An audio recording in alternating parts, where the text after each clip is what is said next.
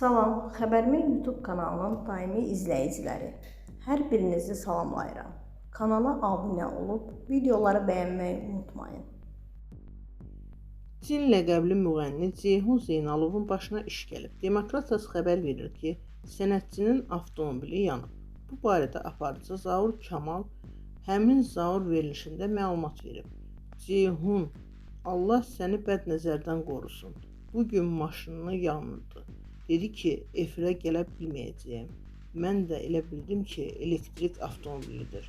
Maşının içindən qaçıb ki, ona zərər gəlməsin. Proqramda qonaq olan Ceyhun isə məsələni təsdiqləyərək elektrik naqillərində problem var idi.